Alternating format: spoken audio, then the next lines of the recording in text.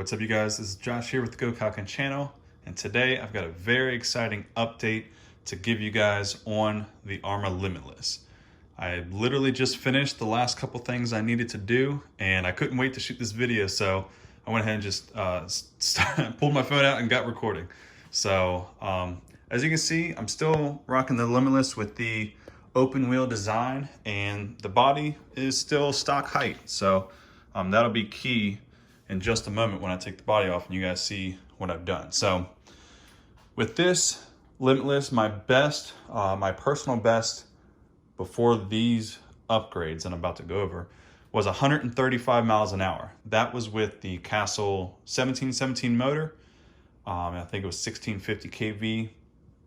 The Mamba Monster X8S ESC, and then two really big 4S SMC batteries. They were 9700 milliamp. It's what I ran in the x-maxx, well, what I am running in the x-maxx, and I threw them in here because they fit.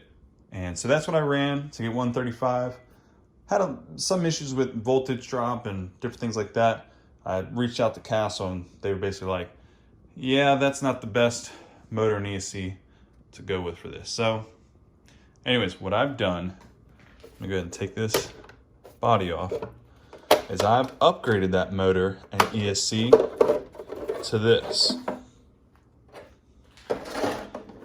All right, so what you're seeing here is the 2028 1100 kV Castle motor with the new XLX2. And I've got two new batteries that just came in the mail today. I've got everything hooked up, but the car is off right now. But with the body on, it doesn't look, like it's got anything too crazy going on underneath the body. But once you take it off, this is a pretty serious setup. Right now I'm geared at, it's pretty heavy.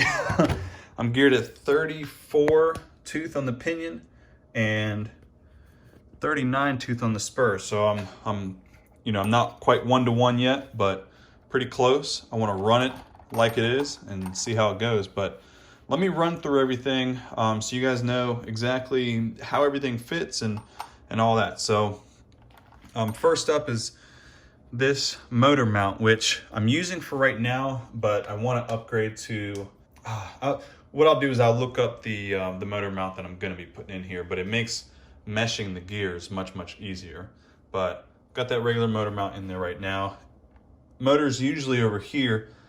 Motor mount swapped around so that you've got enough room, obviously. The ESC would normally go in this spot. This isn't being used, and if I end up getting a bigger pinion, I'll have to cut this out a little bit more, which isn't an issue. All the electronics still fit within the receiver, and the wires coming over from the XLX2 is protected in this wire loom, zip tied to one of the braces for the chassis, and then goes right in here. So it's really clean and protected. Wires for the motor come right across, plug into the XLX here, and then this is the sensor wire. So again, to keep that protected, I put that in that sleeve. I think it looks pretty clean as well. So let me turn this around. The XLX2 is double-sided taped, really strong stuff, and pretty thick too. So it's got some shock absorbent, but it's taped right to the chassis, and you can see it's all the way up against this little plastic piece. And then of course I like my things to be, very straight. But if you look down in here, and keep in mind this spur is like the largest I would ever run.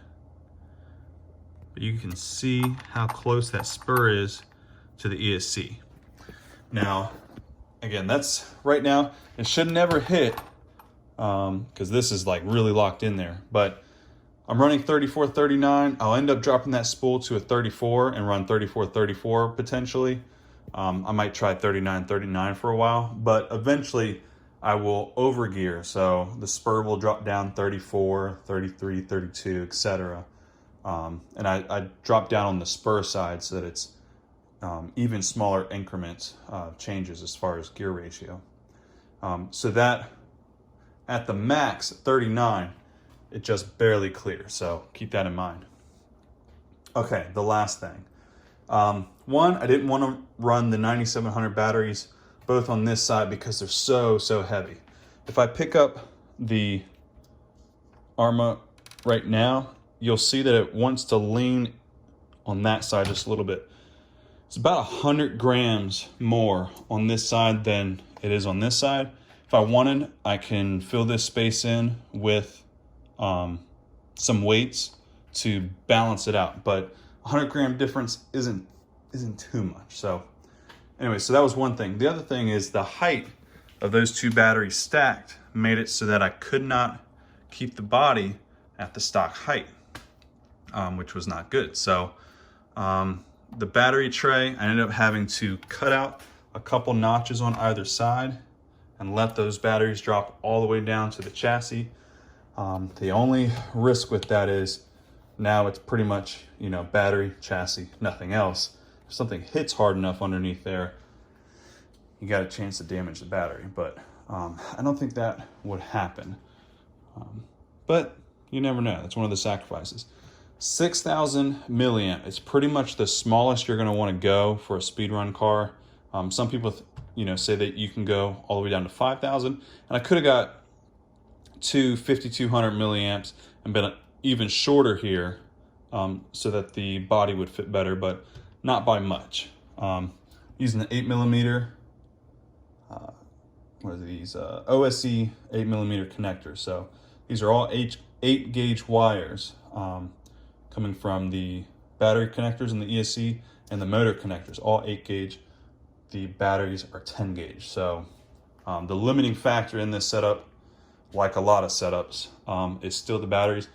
No ripple pack, cat pack, no ripple killer cat pack. In this setup, I want to try and make sure that I'm running everything smoothly with the XLX2 without having to rely on ripple killer cat packs and things like that. So this was just a quick update. Of course, I want to run it like this for a while, try to get into the 140s with an open wheel design.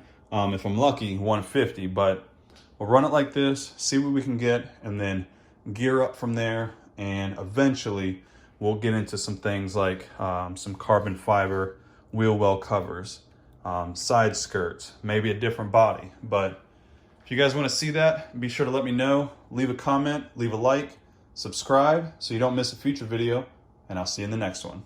Take care.